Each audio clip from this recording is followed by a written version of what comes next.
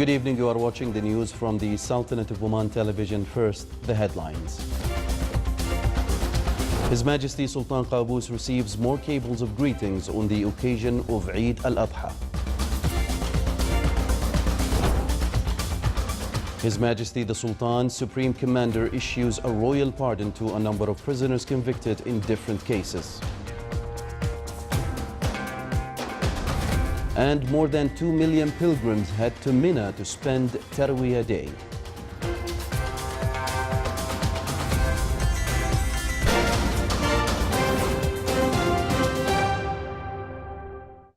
Those were the headlines. Now for the news in detail. His Majesty Sultan Qaboos has received a cable of greetings from His Excellency Dr. Yahya bin Mahfouz al-Mandhari, Chairman of the State Council, on the occasion of the blessed Eid al-Adha. In his cable, the Chairman of State Council said he is honored on behalf of himself, the honorable members of the State Council and employees to forward their sincere heartfelt greetings to His Majesty the Sultan, appealing to Allah the Almighty to grant His Majesty good health and well-being. In the cable, he requested Allah the Almighty to maintain continuous security, stability and welfare for the Omani nation and all Arabs and Muslims in this happy occasion, which embodies the meanings of sacrifice, redemption and giving for the good of all mankind.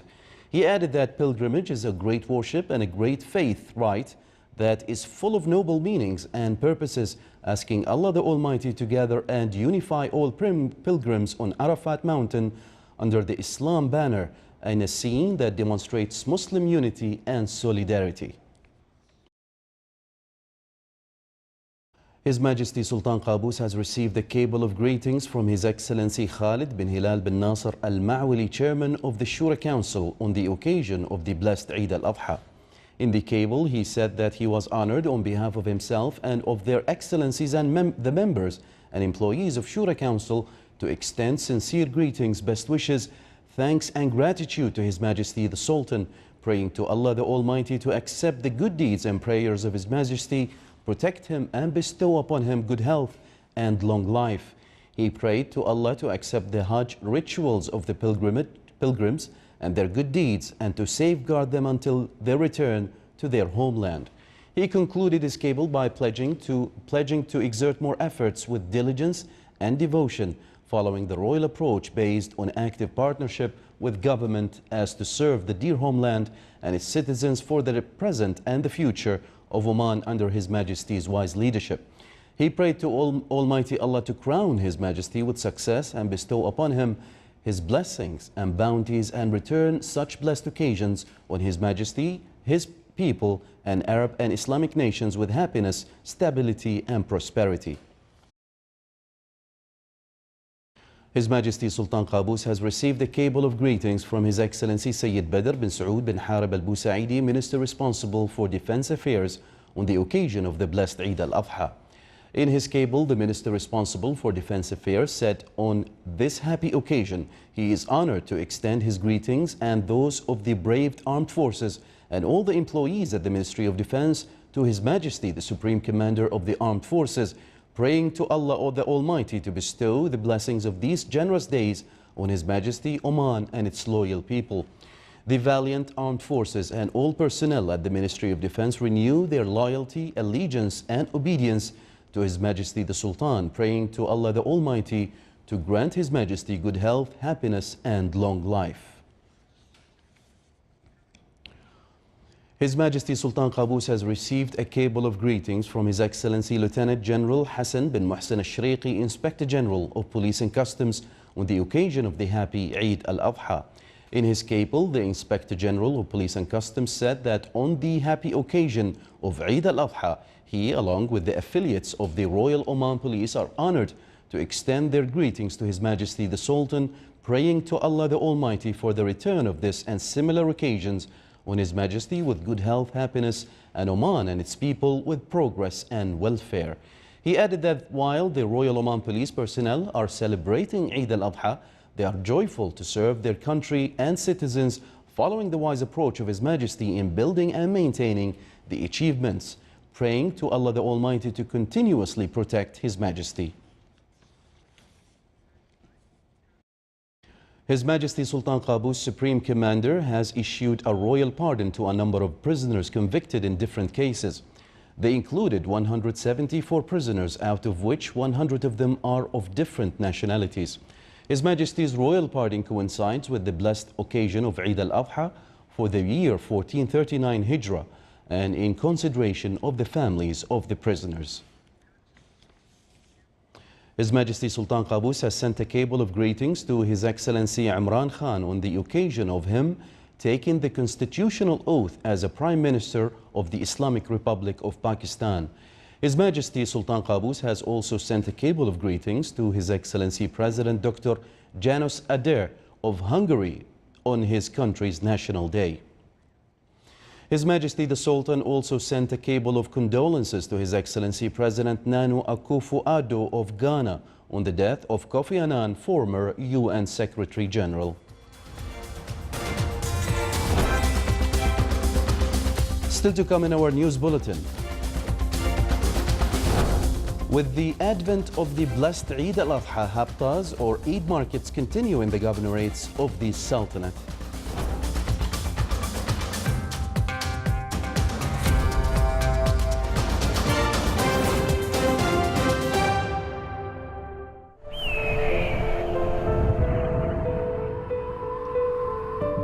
عبق فاح بين جنباتها، فنفثت سلاما برائحة لبانها.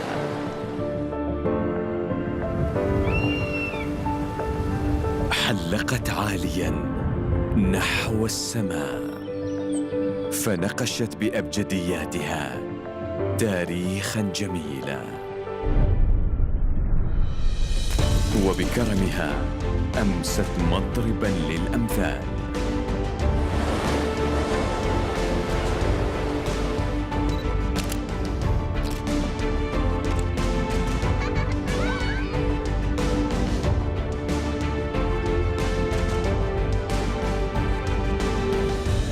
مهرجان صلالة السياحي 2018 من 10 من يوليو إلى 25 من أغسطس.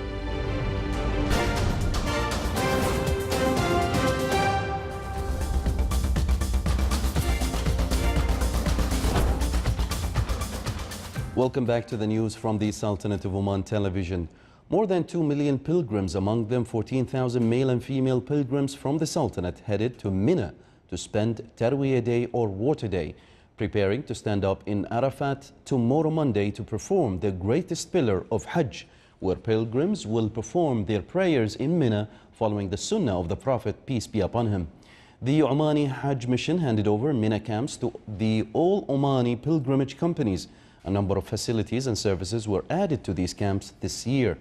Saudi authorities as well rendered a number of facilities for pilgrims and organized traffic movement, transportation, buses and walking from Mecca towards Mina.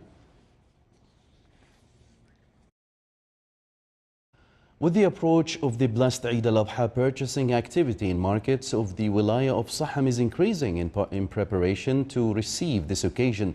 The Eid Habta or market in the Wilaya witnessed an active movement during these days as the citizens flocked to the market to buy all the necessary goods and items, including clothes, children toys, meat, Omani halwa and other items for the blessed Eid al-Adha. Habta is one of the Omani traditions and social events. Livestock auction is the main part of the Habta, where livestock breeders consider it a great opportunity to sell their animals. Eid Habta is annually organized in the Wilaya of Saham and many other wilayats in the Sultanate, starting from the 7th of Dhul Hijjah and continues for 3 days until the 9th of the month. Eid Habta in the Wilaya of Khabura in the Governorate of North Batina witnessed an active commercial movement. The Habta market started in the early morning with traditional livestock auction, especially camels. Local goats were also displayed for shoppers in Khabura Habta with prices ranging from 150 to 250 Omani Riyals. Khabura Habta attracted many shoppers from various wilayas of the Sultanate due to the variety of displayed items, clothes, children toys, meat, Omani halwa and other items for the blessed Eid were displayed in the Habta. The Ministry of Tourism organizes a number of activities during Eid al-Adha days. These events will be held by the Directorates of Tourism in various governorates of the Sultanate. Some of these activities are among the outcome of the national program to enhance the economic diversification, or Tanfeedh, to activate domestic tourism movement in the Sultanate. A publication was issued also on general instructions to be followed by tourists to have an enjoyable trip all around the Sultanate. The ministry determines the visit timings for forts and castles during Eid al-Adha holidays. Forts and castles in the Sultanate attract many visitors, who reached at the end of last June to 170,543 Omani, GCC and foreign visitors. Royal Army of Oman Music Band concluded its participation in international contests for bagpipe and drum music by achieving the first place for march and discipline in the World Pipe Band Championship. The event was concluded last night in the Scottish city of Glasgow. More than 300 music bands took part in the competition from various countries in the world. The participation was also a great opportunity to shed light on the civilization and culture of Oman and acquaint the audience with different Omani traditional music arts.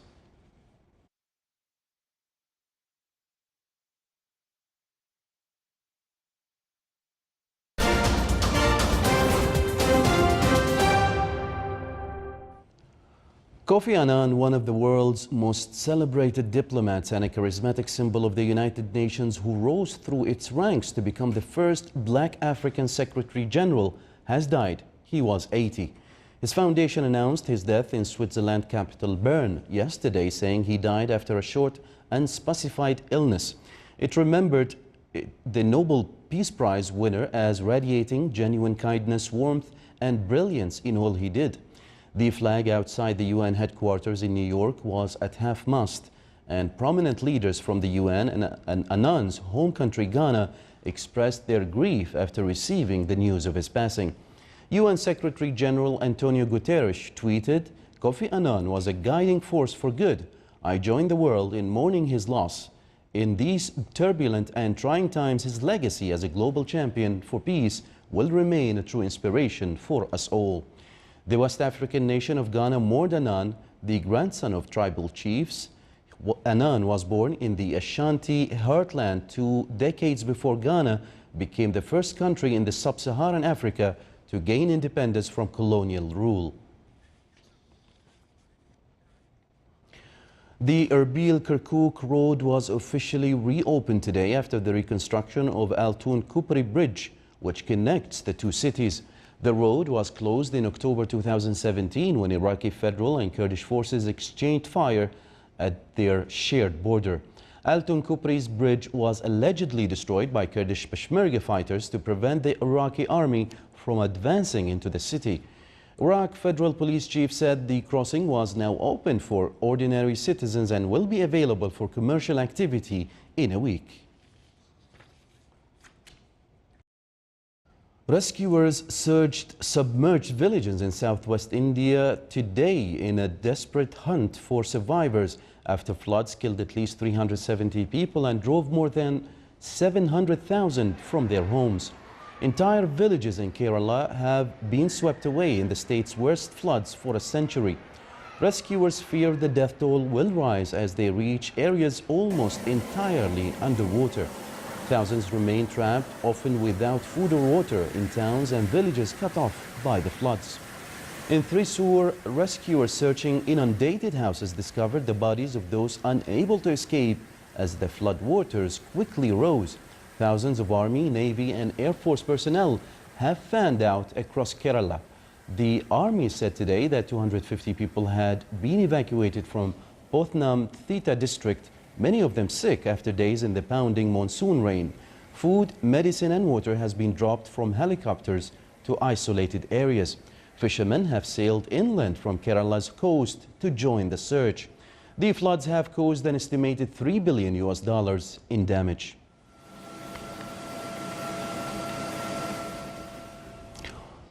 Firefighters near the New South Wales city of Newcastle are winning their fight against a bushfire which has burnt almost 2,000 hectares.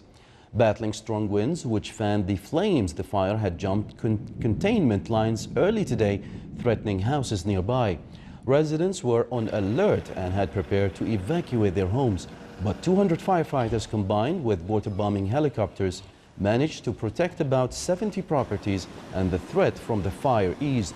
There has been no confirmed reports of any loss of damage or to the properties.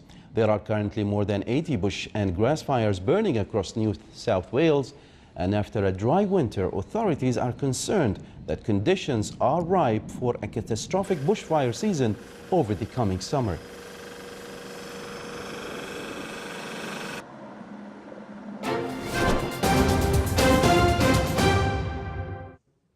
Now for the general weather forecast around the Sultanate. Cloudy skies will prevail over the coastal areas of the Governorate of Dhofar and its nearby mountains, with chances of intermittent drizzle. Rest of the Sultanate will have clear skies with chances of cloud accumulation and scattered rainfall over the Hajar Mountains. Low clouds and fog late at night and early morning are expected over the coasts of the Arabian Sea and Sea of Oman. Winds will be southeasterly, light to moderate. Seas will be slight to moderate with a maximum wave height of 1.45 meters.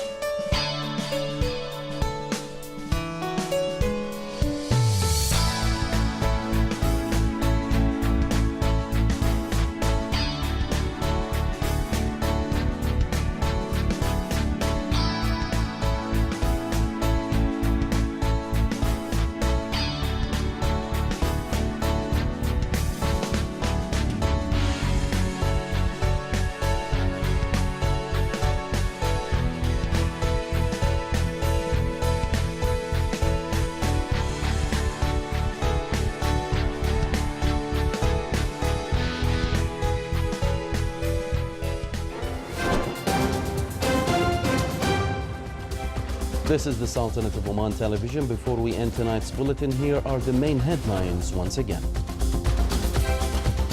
His Majesty Sultan Qaboos receives more cables of greetings on the occasion of Eid al-Adha.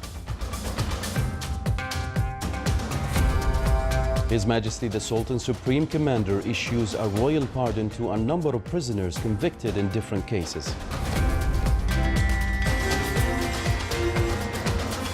And more than 2 million pilgrims head to Mina to spend Tarwiyah Day.